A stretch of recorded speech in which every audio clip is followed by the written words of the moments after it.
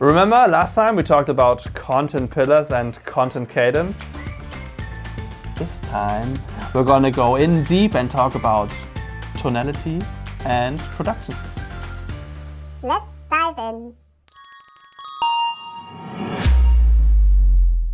To talk about tonality, let me entertain you with some German.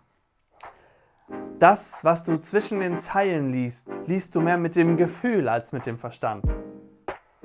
If you're not able to speak German, the gist of it is that what you read between the lines is more about feeling than it is about what you actually read.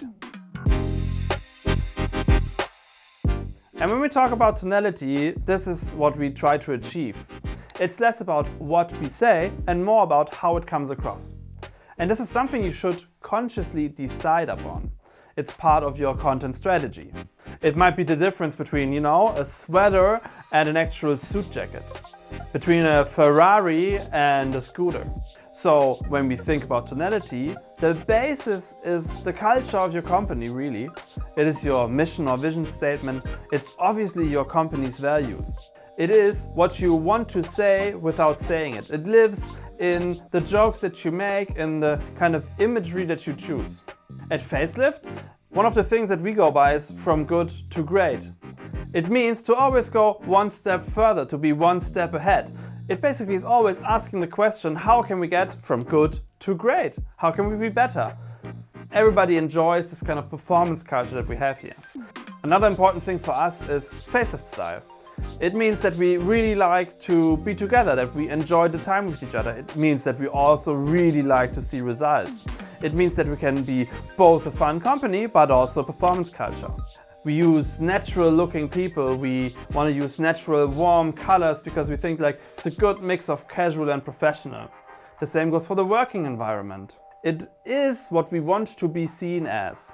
And it's a conscious choice that we're making. It's the same is true for videos and the style we use for those. Same goes for the podcasting, the questions that we ask, and obviously for the things that we write, the jokes that we make. So in the end, tonality is something you need to consciously decide on the basis of your company values and vision. You're here, I'm here, the thinking table is here. So here's another 2 questions for you. What's culture like at your company? And what does this actually mean for your tonality? Quickly pause and take a note.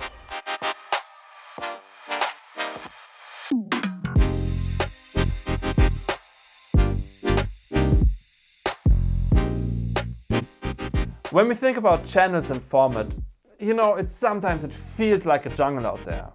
There's hundreds of different formats for your social media channels. There's your blog, there's video, there's other content you need to produce. It can be really overwhelming. Now, in order to have good content, you need to have a scaled content production.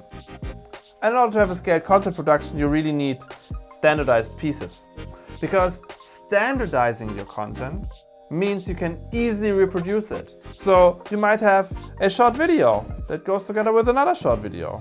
And you have written content that can either be 2 pieces or 1 piece.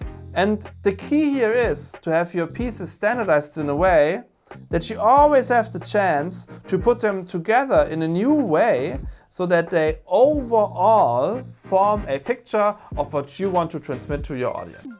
You know what my grandpa always used to say? The wolf hunts where the sheep are. And this is how you should select your channels. It basically means be where your audience already is and use the channels that your audience loves.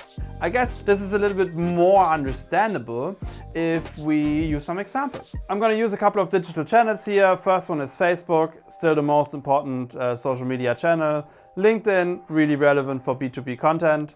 Then we have Instagram, the young person's content channel, also for TikTok probably. Then we have traditional Google SEO, then we have Google Ads, and we have Twitter.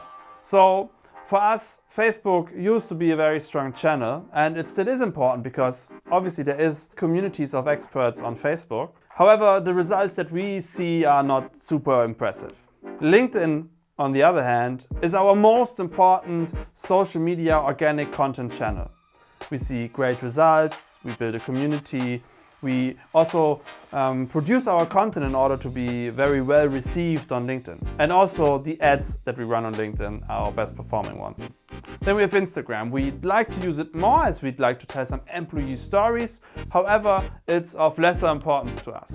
Our topic, social media marketing, is super competitive on social media. So it's also on Google and in search engine optimization. So sadly, Google isn't a very strong channel for us. However, we really want to lift this up with our ads on Google. And lastly, we have Twitter, which is, for me personally at least, a channel that we'd like to be present more on, but right now can't focus.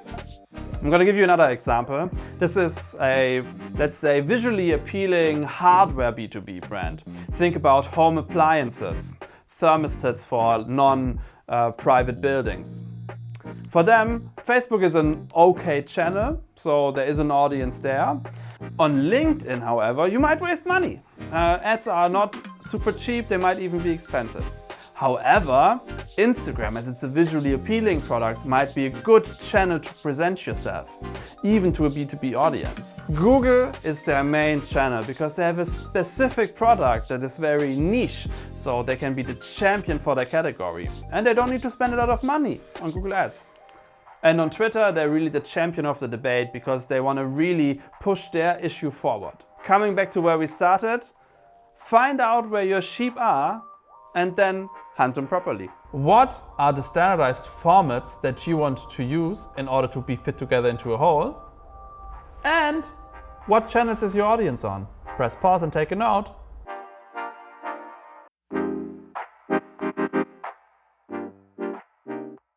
Let's talk about content production.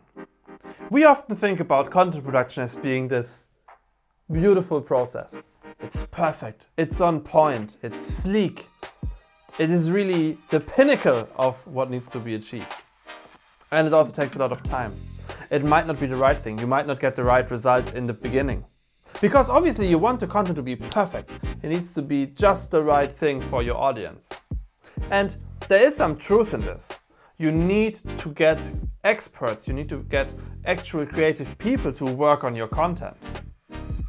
On the other hand, you need a lot of content. And in the reality of content production, it looks a lot more like this.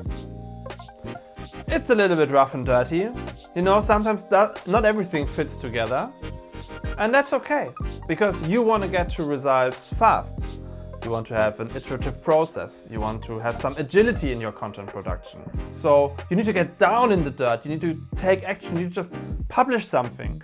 Get into the doing of the production and less into the perfection of the production. This is simply because nowadays in digital marketing on digital channels, but even in print, it's important to be fast more than it is to be perfect.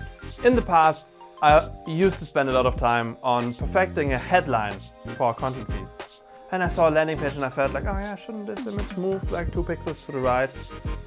And I think there is a value in really looking at the details of a content piece that you're producing, be it a visual one or a written one. And obviously you should always take quality into account. However, there's another side to the story. Hi, it's me. Did you see me coming? Probably not. Did the effect impress you? Probably yes. Does this jacket fit me? Maybe. What is really important is that what you do works for your audience. It's not important that everything's perfect. It's not important that all the details are correct. What is important is that your audience can interact, react, and get something from your content. That should be your guideline. Do content that works. And then it doesn't really matter if you do it yoga style or rugby style, but always keep in mind, when in doubt, rather do it imperfectly than perfectly and get it done. There's a German rapper who wrote a whole song about this actually. Check it out. Stumpf ist Trumpf.